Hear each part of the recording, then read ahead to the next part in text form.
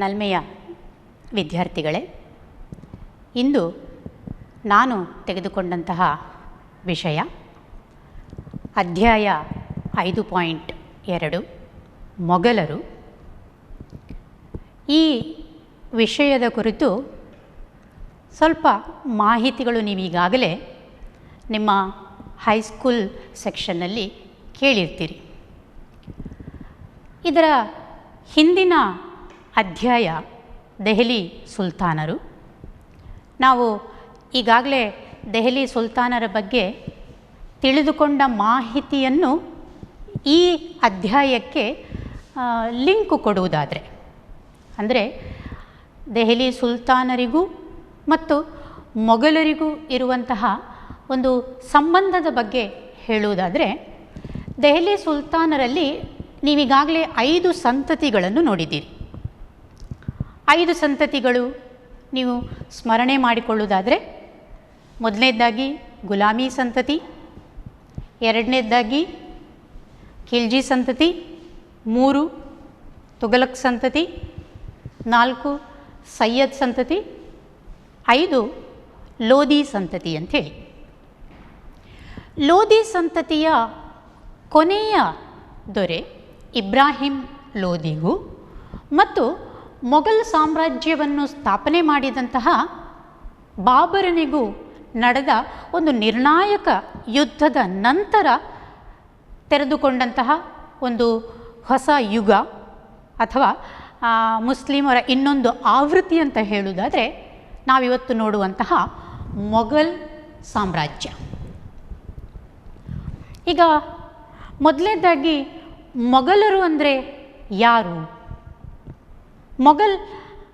ಮೊಘಲರು ಭಾರತಕ್ಕೆ ವಿದೇಶಿಯರಾಗಿ ಬಂದು ಇಲ್ಲಿ ಹೇಗೆ ತಮ್ಮ ಸಾಮ್ರಾಜ್ಯವನ್ನು ಸ್ಥಾಪನೆ ಮಾಡಿದರು ಅನ್ನುವುದರ ಬಗ್ಗೆ ನೋಡುವ.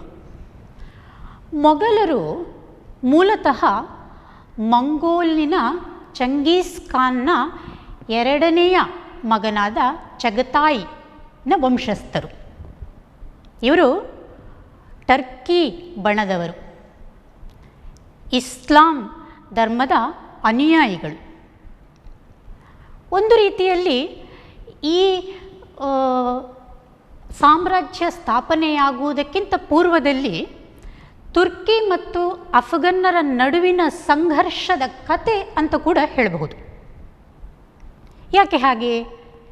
ತುರ್ಕಿ ಮತ್ತು ಅಫ್ಘನ್ನರು ವಿದೇಶಿ ಮುಸ್ಲಿಮರು, ಇಸ್ಲಾಂ ಧರ್ಮದ ಅನುಯಾಯಿಗಳು ಭಾರತದಲ್ಲಿ ಸಾಮ್ರಾಜ್ಯವನ್ನು ಸ್ಥಾಪನೆ ಮಾಡಲು ಹೊರಟವರಲ್ಲಿ ತುರ್ಕಿ ಬಣದವರು ಯಶಸ್ಸನ್ನು ಕಂಡು ಮೊಘಲ್ ಸಾಮ್ರಾಜ್ಯವನ್ನು ಸ್ಥಾಪನೆ ಮಾಡಿದರು ಅಂತ ಹೇಳಿ. ಹಾಗಾದರೆ ಮೊಘಲರು ಭಾರತದಲ್ಲಿ ಸಾಮ್ರಾಜ್ಯ ಸ್ಥಾಪನೆ ಮಾಡಲಿಕ್ಕೆ ಅವರಿಗೆ ಅನುವು ಮಾಡಿಕೊಟ್ಟಂತಹ ಸಂಗತಿಗಳು, ಘಟನೆಗಳು ಯಾವುದು ಅನ್ನುವುದನ್ನು ನೋಡುವುದಾದರೆ, ಪಂಜಾಬಿನಲ್ಲಿ ದೌಲತ ಖಾನ್ ಲೋಧಿ ಏನು ಮಾಡಿದ? ಅವನು ಒಂದು ಆಹ್ವಾನ ಕೊಟ್ಟ ಬಾಬರ್ಗೆ. ಬಾಬರ್ನನ್ನು ಭಾರತಕ್ಕೆ ಆಹ್ವಾನಿಸಿದ್ದು ಇಬ್ರಾಹಿಂ ಲೋಧಿಯ ಮೇಲೆ ಇದ್ದಂಥ ಒಂದು ವೈರತ್ವದ ಪರಿಣಾಮ. ಇಬ್ರಾಹಿಂ ಲೋಧಿ ಮತ್ತು ದೌಲತ್ ಖಾನ್ ನಡುವೆ ಇದ್ದಂತಹ ಈ ವೈರತ್ವ ಬಾಬರಿಗೆ ಒಂದು ಸುವರ್ಣಾವಕಾಶವನ್ನು ಕೊಟ್ಟಿತ್ತು ಅಂತ ಹೇಳ್ಬೋದು. ಬಾಬರ್ ಬಂದ ಕಾಬೂಲಿನಿಂದ ಸ ಅಂದರೆ ಸಾಮಾನ್ಯ ಶಕ.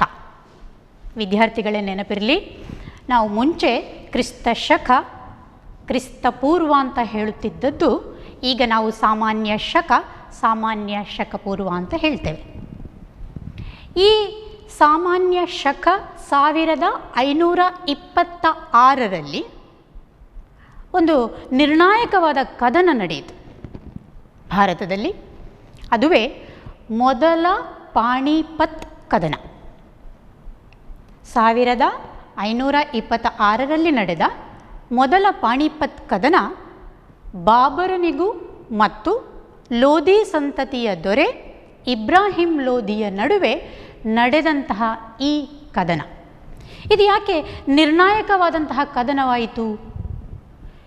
ಯಾಕೆ ದೆಹಲಿ ಸುಲ್ತಾನರು ತಮ್ಮೆಲ್ಲ ಅಧಿಕಾರಗಳನ್ನು ಮೊಘಲರಿಗೆ ಬಿಟ್ಟು ಕೊಡಬೇಕಾಯಿತು ಅಂದರೆ, ಒಂದು ನೆನಪಿರಲಿ, ಈ 16ನೇ ಶತಮಾನ ಅಂದರೆ ಮೊದಲನೇ ಪಾಣಿಪತ್ ಕದನ, ಪಾಣಿಪತ್ ಹರಿಯಾಣ ಜಿಲ್ಲೆಯಲ್ಲಿ ಇದೆ. ಇದನ್ನು ನಾವು ಕದನಗಳ ಭೂಮಿ ಅಂತಲೂ ಕರಿತೇವೆ. ಇಲ್ಲಿ ಸರಿಸುಮಾರು 3 ಯುದ್ಧಗಳು ನಡೆದಿವೆ. ಮೊದಲನೆಯ ಪಾಣಿಪತ್ ಕದನ, ಎರಡನೆಯ ಪಾಣಿಪತ್ ಕದನ ಮತ್ತು ಮೂರನೆಯ ಪಾಣಿಪತ್ ಕದನ. ನಾವೀಗ ಮಾತಾಡ್ತಾ ಇರೋದು ಮೊದಲನೆಯ ಪಾಣಿಪತ್ ಕದನದ ಬಗ್ಗೆ. ಈ ಮೊದಲ ಪಾಣಿಪತ್ ಕದನ ಸ.ಶ. 1522ರಲ್ಲಿ ಬಾಬರನಿಗೂ ಮತ್ತು ಇಬ್ರಾಹಿಂ ಲೋಧಿಯ ನಡುವೆ ನಡೆದ ಈ ಕದನದ ಸಂದರ್ಭದಲ್ಲಿ ಭಾರತದ ಪರಿಸ್ಥಿತಿ ಹೇಗಿತ್ತು ಅದು ಮುಖ್ಯವಾಗಿದೆ. ಅಂದರೆ ಭಾರತದಲ್ಲಿ ರಾಜಕೀಯ ಅಸ್ಥಿರತೆ, ಎಲ್ಲ ಸಣ್ಣ ಸಣ್ಣ ರಾಜರುಗಳು ಸ್ವತಂತ್ರವಾಗಿದ್ದದ್ದು ಅಲ್ಲದೆ ನೆರೆಹೊರೆಯ ರಾಜ್ಯಗಳ ಜೊತೆ ಕದನದಲ್ಲಿ ತೊಡಗಿದ್ದದ್ದು ಮತ್ತು ದೆಹಲಿ ಸುಲ್ತಾನರು ಅವನತಿಯ ಅಂಚಿನಲ್ಲಿ ಇದ್ದದ್ದು. ಇದು ಬಾಬರನಿಗೆ ಯುದ್ಧದಲ್ಲಿ ಜಯಗಳಿಸಲು ಸಾಧ್ಯವಾದದ್ದು ಮತ್ತು ಅವನು ಒಂದು ಹೊಸ ಸಾಮ್ರಾಜ್ಯಕ್ಕೆ ನಾಂದಿ ಹಾಡಲು, ಹೊಸ ಸಾಮ್ರಾಜ್ಯವನ್ನು ಸ್ಥಾಪನೆ ಮಾಡಲು ಸಾಧ್ಯವಾದದ್ದು. ಸೊ ಭಾರತದಲ್ಲಿ ಮೊಘಲ್ ಸಾಮ್ರಾಜ್ಯ 1526ರಿಂದ 1707ರವರೆಗೆ ಇತ್ತು. ನಾವೀಗ ಹೆಚ್ಚು ಮಾಹಿತಿಗಳನ್ನು ಸಂಗ್ರಹಿಸಲು ಇಲ್ಲಿ ನಮಗೆ ಅವಶ್ಯಕತೆ ಇಲ್ಲದಿದ್ದರೂ ಒಂದು ಎರಡೇ ಮಾಹಿತಿಗಳನ್ನು ನೀಡಿ ಮುಂದೆ ಹೋಗ್ತೇನೆ. ಭಾರತದ ಈ ಮೊಘಲ್ ಸಾಮ್ರಾಜ್ಯ ಸ್ಥಾಪನೆ ಮಾಡಿದಂತಹ ಬಾಬರ್, ಅವನ ಹೆಸರೇ ಹೇಳುವಂತೆ ಹುಲಿ ಎನ್ನುವ ಅರ್ಥ ನೀಡ್ತದೆ. ಈ ಮೊಘಲ್ ಸಾಮ್ರಾಜ್ಯ ಸ್ಥಾಪನೆ ಮಾಡಿದ ನಂತರ ನಮಗೆ ಒಂದು ಮೊಘಲ್ ಸಾಮ್ರಾಜ್ಯದ ಬಗ್ಗೆ ಸಾಂಸ್ಕೃತಿಕವಾಗಿ, ರಾಜಕೀಯವಾಗಿ ಒಂದು ಸಂಪೂರ್ಣ ಮಾಹಿತಿಯನ್ನು ನೀಡುವಂತಹ ಆತ್ಮಕಥನ, ಬಾಬರೇ ಬರೆದಂತಹ ಆತ್ಮಕಥನ, ಅದುವೇ ಬಾಬರ್ನಾಮ. ಇದು ತುಜುಕಿ ಇ ಬಾಬರಿ ಅಂತಲೂ ಕರೆಯಲ್ಪಡುತ್ತೆ. ಮತ್ತು ಈ ಆತ್ಮಕಥನವೇನಿದೆ, ಆತ್ಮಚರಿತ್ರೆ ಏನಿದೆ, ವಿಶ್ವದ ಅನೇಕ ಆತ್ಮಕಥನಗಳಲ್ಲಿ ಒಂದಾಗಿದೆ. ಅಂದರೆ ಅಷ್ಟು ಪ್ರಾಮುಖ್ಯತೆಯನ್ನು ಇದು ಪಡೆದಿದೆ ಅನ್ನೋದನ್ನು ಇಲ್ಲಿ ನೆನಪಿಸಿಕೊಂಡು ಮುಂದೆ ಹೋಗ್ತೇನೆ. ಬಾಬರ್ ನಂತರ ಬಂದಂತಹ ಅವನ ಮಗ ಹುಮಾಯೂನ್. ಹುಮಾಯೂನ್ 1530ರಿಂದ ಆಳ್ವಿಕೆ ಪ್ರಾರಂಭಿಸಿದ. ಆದರೆ ಅವನಿಗೆ ಒಂದು 15 ವರ್ಷಗಳ ಕಾಲ ಮೊಘಲ್ ಸಾಮ್ರಾಜ್ಯದಿಂದ ದೂರ ಉಳಿಯುವಂತಹ ಪರಿಸ್ಥಿತಿ ಬಂತು. ಅಂದರೆ ಅಫ್ಘನ್ನರ ಸೂರ್ ಮನೆತನದ ಶೇರ್ ಶಾ ಸೂರ್ನ ಆಕ್ರಮಣದಿಂದಾಗಿ ದೆಹಲಿ ಮತ್ತು ಆಗ್ರಾವನ್ನು ಕಳೆದುಕೊಂಡು ಹುಮಾಯೂನ್ ನಿರಾಶ್ರಿತನಾಗಿ, ದೇಶಭ್ರಷ್ಟನಾಗಿ, ದೇಶಗಳಲ್ಲಿ ತಿರುಗುತ್ತಾ ಕೊನೆಗೆ ಮತ್ತೊಮ್ಮೆ ಮೊಘಲ್ ಸಾಮ್ರಾಜ್ಯವನ್ನು 1556ರಲ್ಲಿ ಪ್ರಾರಂಭ ಮಾಡುವಂತಹ ಒಂದು ಪರಿಸ್ಥಿತಿ ಒದಗಿತು. ಅಂದರೆ 1540ರಿಂದ 1555ರವರೆಗೆ 15 ವರ್ಷಗಳ ಕಾಲ ಮೊಘಲ್ ಆಳ್ವಿಕೆ ಭಾರತದಲ್ಲಿ ಇರಲಿಲ್ಲ. ಅಲ್ಲಿ ಸೂರ್ ಮನೆತನದ ಆಳ್ವಿಕೆ ಇತ್ತು. ಹುಮಾಯೂನ್ ಮರು ಸ್ಥಾಪನೆ ಮಾಡಿದ ನಂತರ ಹುಮಾಯೂನ್ನ ಉತ್ತರಾಧಿಕಾರಿಯಾಗಿ ಬಂದವನೇ ಅಕ್ಬರ್. ವಿದ್ಯಾರ್ಥಿಗಳೇ, ನಿಮಗೆ ಪ್ರಮುಖವಾಗಿ ಈ ಒಂದು ಅಧ್ಯಾಯದಲ್ಲಿ 3 ಪ್ರಶ್ನೆಗಳು 5 ಅಂಕದಿಂದ 10 ಮಾರ್ಕಿನ ಒಂದು ಪ್ರಶ್ನೆ ಇದೆ. ಅಂದರೆ ನಾವಿಲ್ಲಿ ಎಲ್ಲ ಮೊಘಲ್ ಚಕ್ರವರ್ತಿಗಳ ಬಗ್ಗೆ ಅಧ್ಯಯನ ಮಾಡದೆ ನೇರವಾಗಿ ಪ್ರಮುಖವಾದಂತಹ ಚಕ್ರವರ್ತಿ, ಮೊಘಲ್ ಚಕ್ರವರ್ತಿಯಾಗಿರುವಂತಹ ಅಕ್ಬರ್ನ ಬಗ್ಗೆ ಇಲ್ಲಿ ಮಾತಾಡೋಣ. ಅಕ್ಬರ್ ನನ್ನು ಮಹಾಶಯ ಅಂತ ಕರೀತಾರೆ. ಸಾಮಾನ್ಯವಾಗಿ ಎಲ್ಲ ರಾಜರುಗಳನ್ನು ಮಹಾಶಯರೆಂದು ಗುರುತಿಸುವುದಿಲ್ಲ. ಅವರ ಸಾಧನೆ ಅಪಾರವಾಗಿದ್ದಾಗ, ಅವರು ಸಮಾಜಕ್ಕೆ, ರಾಜಕೀಯ ಇತಿಹಾಸದಲ್ಲಿ ಒಂದು ಛಾಪನ್ನು ಮೂಡಿಸಿದ್ದಾಗ ಅವರನ್ನು ಬಹಳ ಪ್ರಮುಖವಾಗಿ ಗುರುತಿಸುವಾಗ ಅಕ್ಬರ್ ಮಹಾಶಯ ಅಂತ ಹೇಳಲಾಗಿದೆ. ಹೀಗೆ ಭಾರತವನ್ನು ಆಳಿದ ಕೆಲವು ಪ್ರಮುಖ ದೊರೆಗಳಲ್ಲಿ ಅಕ್ಬರ್ ಕೂಡ ಒಬ್ಬ. ಈಗ ಅಕ್ಬರ್ ಆಳ್ವಿಕೆಯನ್ನು ನಾನು ಈಗಾಗಲೇ ಇಲ್ಲಿ ಬರೆದಿಟ್ಟಿದ್ದೇನೆ, ನೋಡಬಹುದು ನೀವು. 1556ರಿಂದ 1605ರವರೆಗೆ ಅಕ್ಬರ್ನ ಆಳ್ವಿಕೆ ಇತ್ತು.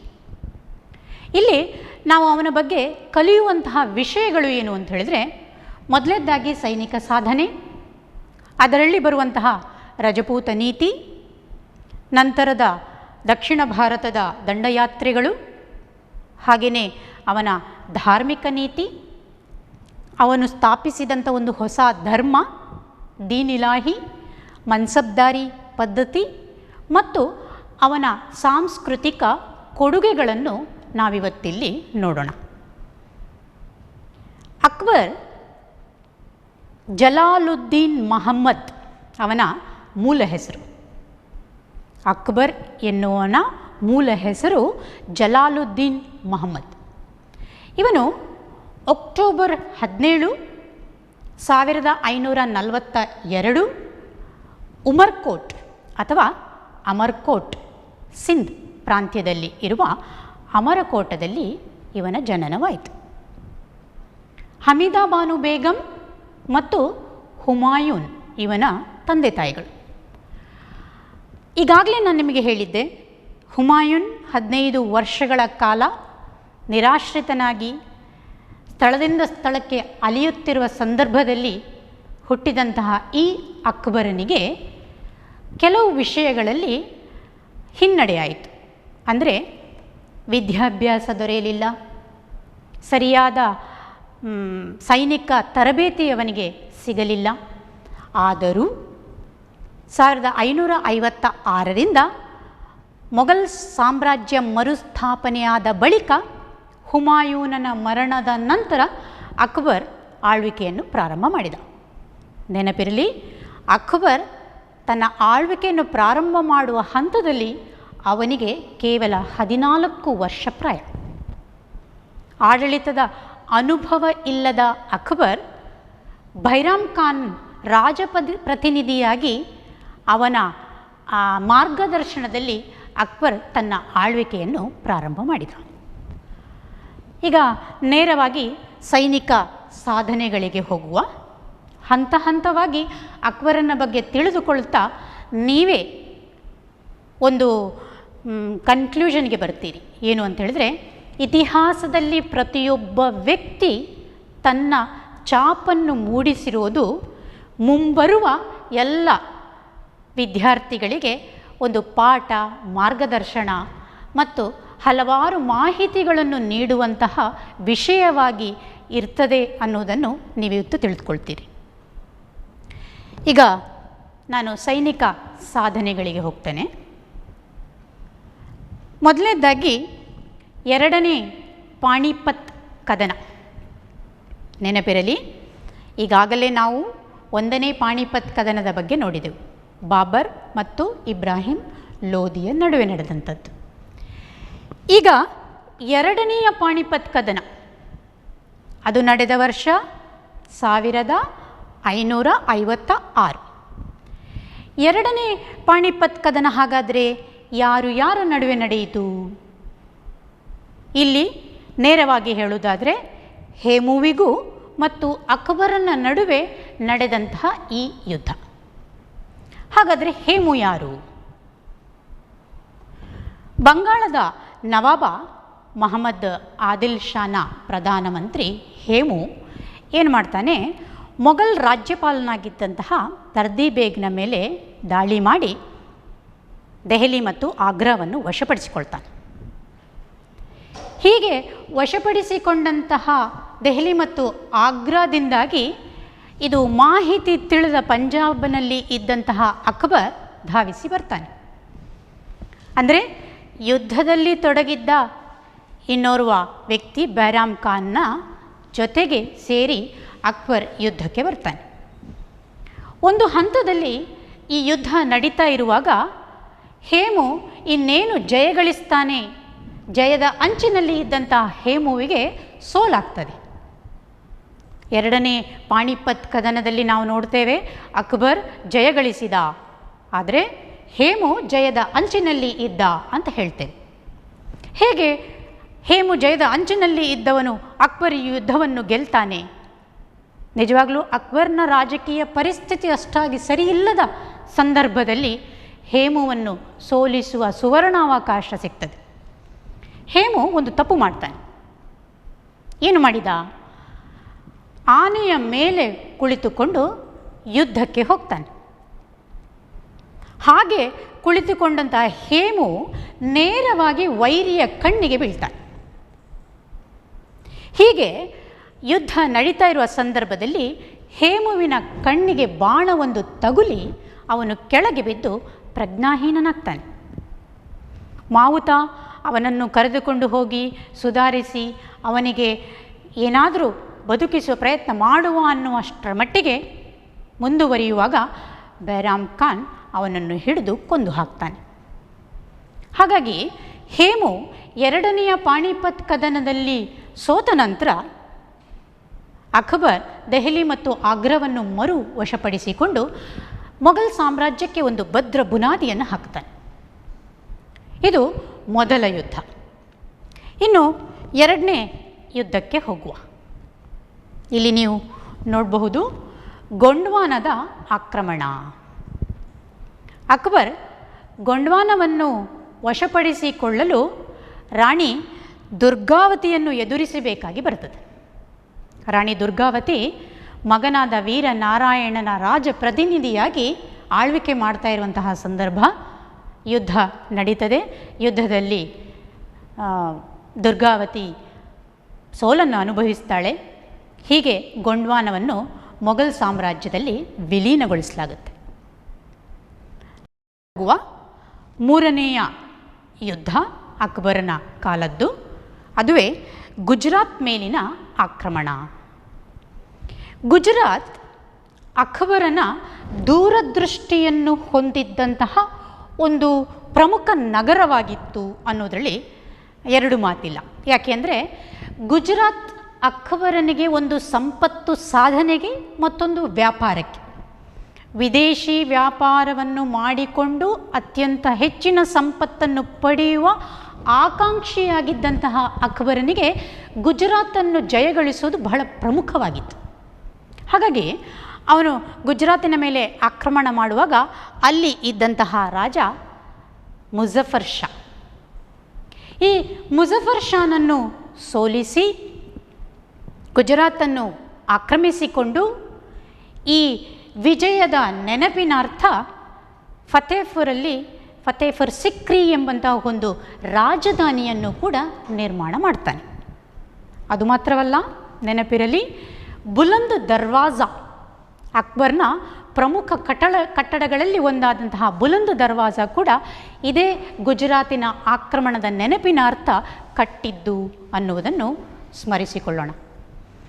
ಹೀಗೆ ಮುಂದುವರಿತಾ ನಾಲ್ಕನೆಯದಾಗಿ ಬಂಗಾಳ ಮತ್ತು ಒರಿಸ್ಸಾದ ಮೇಲಿನ ಆಕ್ರಮಣ.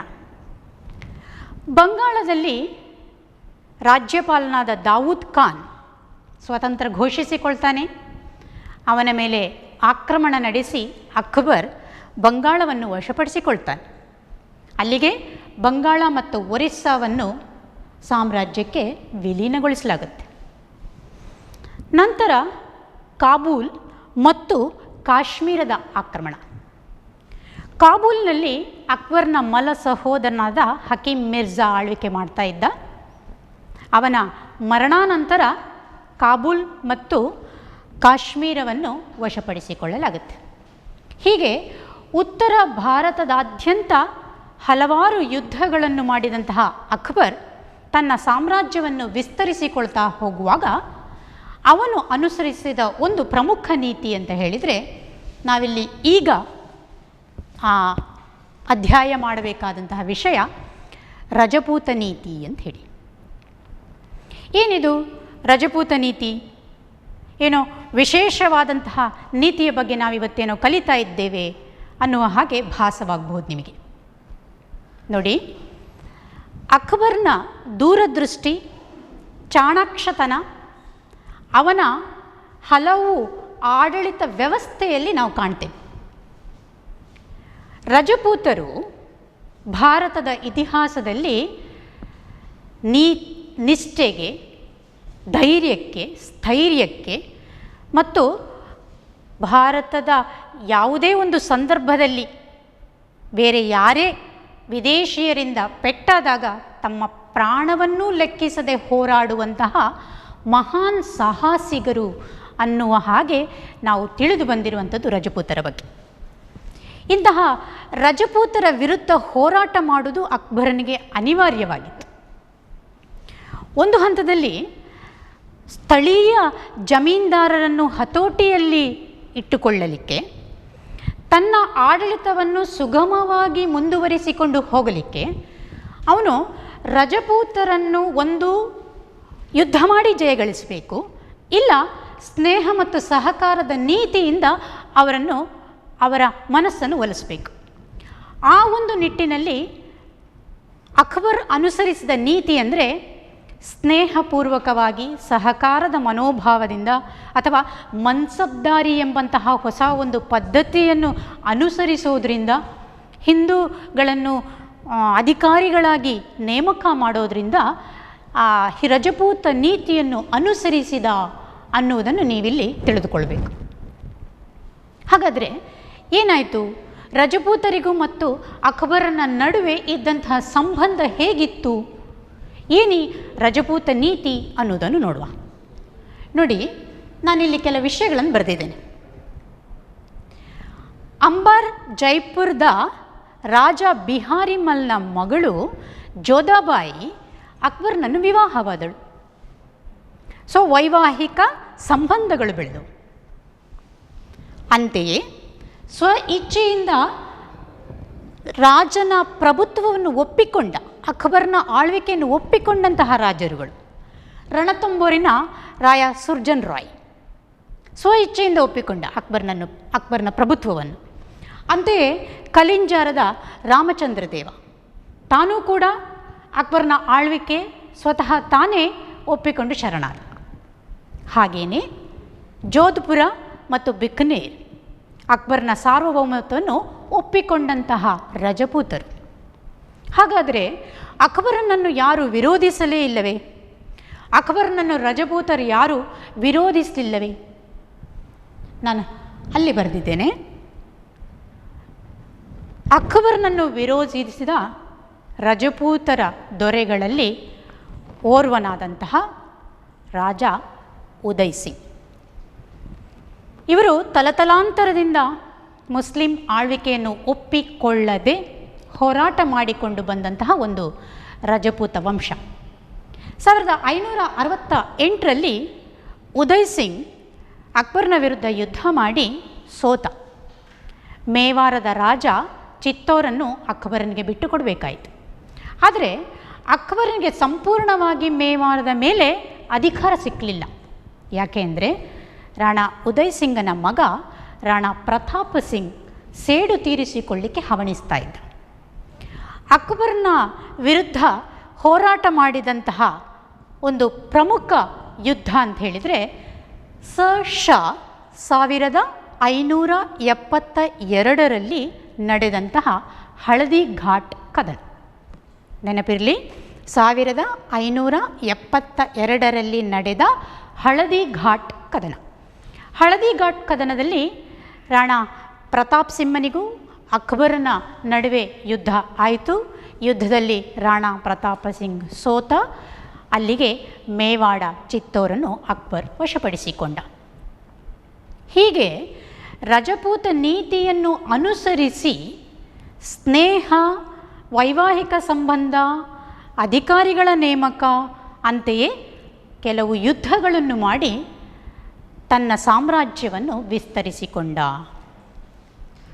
ಅಕ್ಬರನ ಆಸ್ಥಾನದಲ್ಲಿ ರಾಜ ಮಾನ್ ಸಿಂಗ್, ಭಗವಾನ್ ದಾಸ್, ತೋದರಮಲ್ಲ ಇವರೆಲ್ಲ ದಂಡನಾಯಕರುಗಳಾಗಿ ಉನ್ನತ ಹುದ್ದೆಯನ್ನು ಹೊಂದಿದ್ದನ್ನು ನಾವಿಲ್ಲಿ ಸ್ಮರಿಸ್ಬೋದು. ಅಂದರೆ ಅವರಿಗೆ ಒಂದು ಸ್ಥಳೀಯ ಸ್ವಾಯತ್ತತೆಯನ್ನು ನೀಡಿ, ಸಂಪೂರ್ಣ ಸ್ವಾತಂತ್ರ್ಯವನ್ನು ನೀಡಿ ಅವರ ಬೆಂಬಲವನ್ನು ಪಡೆದು ಅಕ್ಬರ್ ಮುಂದುವರಿಸಿಕೊಂಡು ಹೋದ ಎನ್ನುವಂಥದ್ದು. ಈಗ ಸೈನಿಕ ಸಾಧನೆಯಲ್ಲಿ ಕೊನೆಯದಾಗಿ ಉಳಿಯುವಂಥದ್ದು ದಕ್ಷಿಣ ಭಾರತದ ದಂಡಯಾತ್ರೆಗಳು. ಹಾಗಾದರೆ ಉತ್ತರ ಭಾರತದಲ್ಲಿ ಯುದ್ಧ ಮಾಡಿದಂತಹ ಅಕ್ಬರನು ದಕ್ಷಿಣ ಭಾರತದವರೆಗೆ ಬಂದು ಯುದ್ಧಗಳನ್ನು ನಡೆಸಿ ತನ್ನ ಸಾಮ್ರಾಜ್ಯಕ್ಕೆ ಸೇರಿಸಿಕೊಂಡಂತಹ ಘಟನೆ ಇದಾಗಿದೆಯೇ? ಹೌದು. ದಕ್ಷಿಣ ಭಾರತದಲ್ಲಿ ಮೊದಲು ಅವನು ಮಾಡಿದ ಕೆಲಸ ಏನು ಅಂತ ಹೇಳಿದರೆ, ಒಂದು ರಾಜಕೀಯ ನಿಯೋಗವನ್ನು ಕಳಿಸ್ತಾನೆ. ರಾಜಕೀಯ ನಿಯೋಗ ಕಳಿಸುವ ಉದ್ದೇಶ ತನ್ನ ಸಾರ್ವಭೌಮತ್ವವನ್ನು ಒಪ್ಪಿಕೊಂಡರೆ ಯುದ್ಧ ಮಾಡುವುದನ್ನು ತಡೆಗಟ್ಟಬಹುದೇನೋ ಅನ್ನುವಂಥದ್ದು. ದಕ್ಷಿಣ ಭಾರತದಲ್ಲಿದ್ದಂತಹ ಪ್ರಮುಖ ರಾಜರುಗಳನ್ನು ನಾವಿಲ್ಲಿ ಹೆಸರಿಸುವುದಾದರೆ ಬೀದರ್, ಖಾಂದೇಶ್, ಬಿಜಾಪುರ, ಗೋಲ್ಕೊಂಡ, ಅಹಮದಾನಗರ್. ಈ ಎಲ್ಲ ರಾಜರುಗಳಿಗೆ ಒಂದು ರಾಜಕೀಯ ನಿಯೋಗವನ್ನು ಕಳಿಸಿ ತನ್ನ ಆಳ್ವಿಕೆಯನ್ನು ಒಪ್ಪಿಕೊಳ್ಳುವ ಹಾಗೆ ಒಂದು ಆಹ್ವಾನ ನೀಡ್ತಾನೆ. ಖಾಂದೇಶವನ್ನು ಹೊರತುಪಡಿಸಿ ಉಳಿದೆಲ್ಲವೂ ತಿರಸ್ಕರಿಸ್ತಾನೆ. ಅಂದರೆ ಅಕ್ಬರನ ಆಹ್ವಾನಕ್ಕೆ ಮನ್ನಣೆ ನೀಡುವುದಿಲ್ಲ.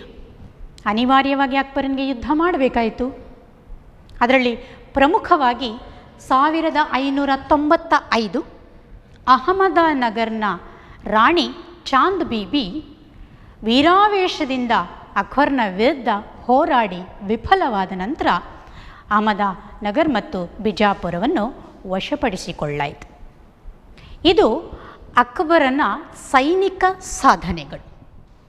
ಅಕ್ಬರನ ಒಂದು ಭಾಗವನ್ನು ನಾವು ಈಗ ನೋಡಿರುವುದು. ಇದುವೇ ಸೈನಿಕ ಸಾಧನೆಗಳು. ವಿದ್ಯಾರ್ಥಿಗಳೇ, ಅಕ್ಬರನ ಸೈನಿಕ ಸಾಧನೆಯನ್ನು ನೋಡಿದ್ವಿ. ಇವನ ಸಾಮ್ರಾಜ್ಯ ಉತ್ತರದಲ್ಲಿ ಹಿಮಾಲಯದವರೆಗೆ, ದಕ್ಷಿಣದಲ್ಲಿ ಗೋದಾವರಿಯವರೆಗೆ, ಪೂರ್ವದಲ್ಲಿ ಬಂಗಾಳದವರೆಗೆ, ಪಶ್ಚಿಮದಲ್ಲಿ ಕಾಬೂಲಿನವರೆಗೆ ವಿಸ್ತರಿಸಿತ್ತು. ಒಂದು ಕೇಂದ್ರೀಕೃತ ಆಡಳಿತ ವ್ಯವಸ್ಥೆಯನ್ನು ಹೊಂದಿದ್ದ ಅನ್ನೋದನ್ನು ಮುಂದುವರಿಸಿಕೊಳ್ತಾ ಅಕ್ಬರ್ನ ಇನ್ನೊಂದು ಭಾಗವನ್ನು ಈಗ ನೋಡುವ. ಅಕ್ಬರ್ನ ಆಡಳಿತದ ಬಗ್ಗೆ ಕೆಲವು ವಿಷಯಗಳನ್ನು ತಿಳಿದುಕೊಳ್ಳೋಣ. ಅಕ್ಬರ್ ಒಬ್ಬ ಸಮರ್ಥ ಆಡಳಿತಗಾರನಾಗಿದ್ದ. ಆ ಆಡಳಿತ ವ್ಯವಸ್ಥೆಯನ್ನು ಸಮಕಾಲೀನ ಇತಿಹಾಸಕಾರರು ಮಾತ್ರವಲ್ಲದೆ ಆಧುನಿಕ ಇತಿಹಾಸಕಾರರು ಕೂಡ ಶ್ಲಾಘಿಸುತ್ತಾರೆ. ಅವನ ಆಡಳಿತ ವ್ಯವಸ್ಥೆಯನ್ನು ಕೊಂಡಾಡ್ತಾರೆ. ಹಾಗಾದರೆ ಎಂತಹ ಆಡಳಿತ ವ್ಯವಸ್ಥೆ ಮೊಘಲರದ್ದು ಅಕ್ಬರ್ನ ಕಾಲದಲ್ಲಿ ಆಗಿತ್ತು ಎನ್ನುವುದನ್ನು ಇಲ್ಲಿ ನೋಡುವ. ಮೊದಲನೇದಾಗಿ ನಾನಿಲ್ಲಿ ಮಂತ್ರಿ ಮಂಡಳಗಳ ಒಂದು ಲಿಸ್ಟ್ ಬರೆದಿದ್ದೇನೆ. ಮೊಘಲರು ಭಾರತದಲ್ಲಿ ಕೇಂದ್ರೀಕೃತ ಆಡಳಿತ ಪದ್ಧತಿಯನ್ನು ಹೊಂದಿದ್ದರು. ಮೊಘಲ್ ಚಕ್ರವರ್ತಿ ಎಲ್ಲ ಅಧಿಕಾರಗಳನ್ನು ತನ್ನ ಹತೋಟಿಯಲ್ಲಿ ಇಟ್ಟುಕೊಂಡಿದ್ದನು. ಅವನನ್ನು ಪಾದಿಶಾಹ ಅಥವಾ ಬಾದ್ಶಾಹ ಎಂತಲೂ ಕರೆಯಲಾಗ್ತಾ ಇತ್ತು. ಮೊಘಲ್ ಚಕ್ರವರ್ತಿಗಳಿಗೆ ಅಂದರೆ ಅಕ್ಬರ್ನ ಆಸ್ಥಾನದಲ್ಲಿ ಸಹಾಯ ಮಾಡುವಂತಹ ಹಲವು ಅಧಿಕಾರಿಗಳೇ ಮಂತ್ರಿಮಂಡಲ. ಇಲ್ಲಿ ಮಂಡಲವನ್ನು ಹೀಗೆ ಕರೆಯುವುದಾದರೆ, ಮೊದಲನೇದಾಗಿ ವಕೀಲ್ ಎಂದರೆ ಮುಖ್ಯಮಂತ್ರಿ. ಮೊಘಲ್ ಆಳ್ವಿಕೆಯಲ್ಲಿ ಮುಖ್ಯಮಂತ್ರಿಯನ್ನು ವಕೀಲ್ ಎಂದು ಕರೆಯಲ್ಪಡ್ತಾ ಇತ್ತು. ಎರಡನೆಯದಾಗಿ ದಿವಾನ್ ಇ ಆಲಾ, ಹೀಗೆಂದರೆ ಅರ್ಥಮಂತ್ರಿ. ಮೂರನೆಯದಾಗಿ ಮೀರ್ ಭಕ್ಷಿ, ವೇತನ ಬಟವಾಡೆಯ ಅಧಿಕಾರಿ. 4 ಸದರ್ ಉಸ್ ಸದರ್ ಅಂದರೆ ದಾನದತ್ತಿಯ ಉಸ್ತುವಾರಿ ಅಧಿಕಾರಿ. ನಂತರ ಖಾನ್ ಇ ಸಮಾನ್ ಎಂದರೆ ಗೃಹ ಮಂತ್ರಿ. ದಿವಾನ್ ಎಂದರೆ ಕಂದಾಯ ಮಂತ್ರಿ. ಅಕ್ಬರನ ಆಳ್ವಿಕೆಯಲ್ಲಿ ಇದ್ದ ಮಂತ್ರಿ ಮಂಡಲಗಳು ವಕೀಲ್, ದಿವಾನ್-ಇ ಆಲಾ, ಮೀರ್ ಬಕ್ಷಿ, ಸದರ್ ಉಸ್ ಸದರ್, ಖಾನ್-ಇ ಸಮಾನ್ ಮತ್ತು ದಿವಾನ್. ಹಾಗಾದರೆ ಮೊಘಲ್ ಆಳ್ವಿಕೆಯಲ್ಲಿ ಹಲವು ಪ್ರಾಂತ್ಯಗಳಿದ್ದವು. ಅಕ್ಬರನ ಕಾಲದಲ್ಲಿ 16 ಪ್ರಾಂತ್ಯಗಳನ್ನು ಸುಭಾಗಳೆಂದು ಕರೆಯಲ್ಪಡ್ತಾ ಇತ್ತು. ಪ್ರತಿಯೊಂದು ಸುಭಾಗಳಿಗೆ ಒಬ್ಬ ಸುಭಾದಾರ್ ಅಂದರೆ ರಾಜ್ಯಪಾಲನು ಇರ್ತಿದ್ದ. ಅವನ ಕೆಲಸ ನಾಗರಿಕ ಸೇವೆ, ಕಾನೂನು ಸುವ್ಯವಸ್ಥೆ ಕಾಪಾಡೋದು, ಕಂದಾಯವನ್ನು ವಸೂಲಿ ಮಾಡುವುದು, ಹೀಗೆ. ಅವನಿಗೆ ಸಹಾಯಕ್ಕೆ ಅಂತ ಹೇಳಿ ಹಲವು ಅಧಿಕಾರಿಗಳಿದ್ದರು. ಅವರೇ ಕೋತ್ವಾಲ್, ಕಾಜಿ, ದಿವಾನ್, ಬಕ್ಷಿ, ಸದರ್, ಫೌಜ್ದಾರ್ಸ್. ಪ್ರಾಂತ್ಯಗಳನ್ನು ಮತ್ತೆ ವಿಂಗಡಣೆ ಮಾಡಿದರೆ ಅವುಗಳು ಸರ್ಕಾರಗಳೆಂದು ಪರಿಗಣಿಸಲ್ಪಡ್ತಾ ಇತ್ತು. ಸರ್ಕಾರ ಅಂದರೆ ಈಗಿನ ಜಿಲ್ಲೆಗಳು ಎನ್ನುವ ಅರ್ಥವನ್ನು ತೆಗೆದುಕೊಳ್ಬೋದು. ಸರ್ಕಾರವನ್ನು ಮತ್ತೆ ವಿಂಗಡಣೆ ಮಾಡಿದರೆ ಅವುಗಳನ್ನು ಪರ್ಗಣಗಳೆಂದು ಕರೆಯಲ್ಪಡ್ತಾ ಇತ್ತು. ಪರ್ಗಣಗಳು ಎಂದರೆ ಈಗಿನ ತಾಲೂಕುಗಳು. ಕೊನೆಯ ಘಟಕ ಆಡಳಿತದ ಅಥವಾ ಪರ್ಗಣಗಳನ್ನು ಮತ್ತೆ ವಿಂಗಡಣೆ ಮಾಡಿದರೆ ಅವುಗಳನ್ನು ಗ್ರಾಮಗಳೆಂದು ಕರೆಯಲ್ಪಡ್ತಿತ್ತು. ಗ್ರಾಮ ಅತ್ಯಂತ ಚಿಕ್ಕ ಘಟಕ. ಗ್ರಾಮ ಪಂಚಾಯಿತಿಗಳು ಗ್ರಾಮಗಳನ್ನು ನಿರ್ವಹಿಸ್ತಾ ಇತ್ತು. ಇದು ಒಂದು ಸಣ್ಣ ಚಿತ್ರಣ, ಅಕ್ಬರ್ನ ಆಡಳಿತ ವ್ಯವಸ್ಥೆಯ ಒಂದು ಸಣ್ಣ ಚಿತ್ರಣ. ಮುಂದೆ ಹೋಗುವ. ಅಕ್ಬರ್ನ ಆಳ್ವಿಕೆಯಲ್ಲಿ ಮತ್ತೊಂದು ಪದ್ಧತಿ ಅಂತ ಹೇಳಿದರೆ ಅವನ ಮನ್ಸಬ್ದಾರಿ ಪದ್ಧತಿ ಎಂದು ಹೇಳುವಂಥದ್ದು. ನಿಮಗೆ ಅಕ್ಬರ್ನ ಆಳ್ವಿಕೆಯಿಂದಲೇ ಇದು ಪ್ರಾರಂಭವಾಗಿತ್ತೇ ಅನ್ನುವಂಥ ಒಂದು ಸಣ್ಣ ಅನುಮಾನ ಬಂದಿದ್ದರೆ, ಇದು ಹಿಂದೆಯೂ ಇದ್ದಂತಹ ಒಂದು ಪದ್ಧತಿ, ಅದನ್ನೊಂದು ರೀತಿಯಲ್ಲಿ ಬದಲಾವಣೆಯ ಹಂತದಲ್ಲಿ ಅಕ್ಬರ್ ಅದನ್ನು ಅಳವಡಿಸಿಕೊಂಡ ಅನ್ನೋದನ್ನು ನಾವಿಲ್ಲಿ ನೋಡಬಹುದು. ಈಗ ಬರುವ ಮನ್ಸಬ್ದಾರಿ ಪದ್ಧತಿ ಅಂದರೆ ಏನು? ಮೊದಲಿಗೆ ನಾವು ಮನ್ಸಬ್ ಎಂದರೆ ಅರ್ಥ ಕಂಡುಕೊಳ್ಳುವ. ಮನ್ಸಬ್ ಎಂದರೆ ಸ್ಥಾನ ಅಥವಾ ಶ್ರೇಣಿ ಅಂದ ಅರ್ಥ ಕೊಡ್ತದೆ. ಶ್ರೇಣಿ ಅಥವಾ ಒಂದು ಸ್ಥಾನ ಕೊಡುವುದು ಅಂದರೆ ಏನು ಅರ್ಥ? ಯಾರಿಗೆ? ರಾಜನ ನಾಗರಿಕ ಮತ್ತು ಸೈನಿಕ ಅಧಿಕಾರಿಗಳಲ್ಲಿ ಹಲವರನ್ನು ಮನ್ಸಬ್ಗಳಾಗಿ ನೇಮಕ ಮಾಡೋದು. ಅಂದರೆ ಒಂದು ನಿರ್ದಿಷ್ಟ ವ್ಯಕ್ತಿಗೆ ಒಂದು ನಿರ್ದಿಷ್ಟ ಸ್ಥಾನವನ್ನು ಕೊಡೋದು. ಮನ್ಸಬ್ದಾರಿ ಪದ್ಧತಿ ಎಂದರೆ ಒಂದು ನಿರ್ದಿಷ್ಟ ವ್ಯಕ್ತಿಗೆ ನಿರ್ದಿಷ್ಟ ಸ್ಥಾನವನ್ನು ಕೊಡುವುದು ಅಂತ ಅರ್ಥೈಸಿಕೊಳ್ಳೋಣ. ಹಾಗಾದರೆ ಈ ಒಂದು ಪರಿಕಲ್ಪನೆ ಅಥವಾ ಈ ಒಂದು ಪದ್ಧತಿ ಪರ್ಷಿಯಾದ ನಸಬ್ ಕರ್ದನ್ ಎಂಬಂತಹ ಪರಿಕಲ್ಪನೆಯಿಂದ ಹುಟ್ಟಿಕೊಂಡಿದೆ ಅಂತ ಹೇಳಲಾಗಿದೆ. ನಾನು ತಿಳ್ಕೊಂಡ ಹಾಗೆ ನಸಬ್ ಎಂದರೆ ವ್ಯಕ್ತಿಗಳು, ಕರ್ದನ್ ಎಂದರೆ ಪ್ರಾಂತ್ಯಗಳು. ಅಂದರೆ ನಿರ್ದಿಷ್ಟ ವ್ಯಕ್ತಿಗಳಿಗೆ ನಿರ್ದಿಷ್ಟ ಪ್ರಾಂತ್ಯಗಳನ್ನು, ಒಂದು ಸ್ಥಾನಮಾನಗಳನ್ನು, ಶ್ರೇಣಿಯನ್ನು ನೀಡುವುದು ಎಂದರ್ಥವಾಗುತ್ತೆ. ಈ ಮನ್ಸಬ್ದಾರಿ ಪದ್ಧತಿಗಳಲ್ಲಿ ಮೊದಲಿಗೆ ಒಂದು ಶ್ರೇಣಿ ಕೊಡುವುದಾದರೆ ಅದು ಒಂದು 10 ಕೂಡ ಆಗಬಹುದು, 10ರಿಂದ 10,000 ಕೂಡ ಸೈನಿಕರ ಸಂಖ್ಯೆಯು ಏರಿಕೆ ಆಗಬಹುದು. ಅದು 50,000 ಸೈನಿಕರ ಸಂಖ್ಯೆಯವರೆಗೂ ಕೂಡ ದಾಟಿದ್ದನ್ನು ನಾವು ನೋಡ್ತೇವೆ. ಮನ್ಸಬ್ದಾರಿ ಪದ್ಧತಿಯಲ್ಲಿ ಚಕ್ರವರ್ತಿಯಾದಂತಹ ಮೊಘಲ್ ಚಕ್ರವರ್ತಿಯಾದಂತಹ ಅಕ್ಬರನಿಗೆ ಸಂಪೂರ್ಣ ಅಧಿಕಾರ ಇರ್ತದೆ. ಈ ಪದ್ಧತಿಯಲ್ಲಿ ಒಬ್ಬ ಮನ್ಸಬ್ನನ್ನು ಆಯ್ಕೆ ಮಾಡುವ ಅಧಿಕಾರ, ಒಂದು ಸ್ಥಳದಿಂದ ಮತ್ತೊಂದು ಸ್ಥಳಕ್ಕೆ ವರ್ಗಾವಣೆ ಮಾಡುವ ಅಧಿಕಾರ, ಅವನಿಗೆ ಬಡ್ತಿ ನೀಡುವಂತಹ ಅಧಿಕಾರ, ಹಾಗೆಯೇ ಅವನನ್ನು ಪದಚ್ಯುತಗೊಳಿಸುವ ಅಥವಾ ಅವನನ್ನು ತೆಗೆದುಹಾಕುವಂತಹ ಅಧಿಕಾರವೂ ಕೂಡ ಚಕ್ರವರ್ತಿಗಿರ್ತದೆ. ನಿಜ ಅರ್ಥದಲ್ಲಿ ನೋಡುವುದಾದರೆ ಅಕ್ಬರ್ನ ಹತ್ರ 25,000 ಸೈನಿಕರಿದ್ದರು.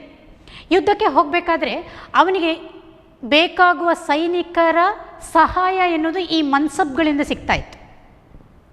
ಸೊ ಮನ್ಸಬ್ದಾರಿ ಪದ್ಧತಿಯನ್ನು ಅಳವಡಿಸಿಕೊಂಡಿದ್ದರಿಂದಾಗಿ ಅಕ್ಬರ್ ಮತ್ತಷ್ಟು ಬಲಿಷ್ಠನಾಗ್ತಾ ಹೋದ ಅಂಥೇಳಿ. ಮನ್ಸಬ್ದಾರಿ ಪದ್ಧತಿಯಲ್ಲಿ ಆ ವ್ಯಕ್ತಿಗಳಿಗೆ, ಮನ್ಸಬ್ಗಳಿಗೆ ನಗದು ರೂಪದಲ್ಲಿ ವೇತನವನ್ನು ನೀಡದೆ ಅದಕ್ಕೆ ಸರಿಸಮಾನವಾದಂತಹ ಜಹಾಗೀರುಗಳನ್ನು ನೀಡಿ ಅವರನ್ನು ತಮ್ಮ ಹತೋಟಿಯಲ್ಲಿ ಇಟ್ಟುಕೊಂಡು ಕಾರ್ಯನಿರ್ವಹಿಸ್ತಾ ಇದ್ದ.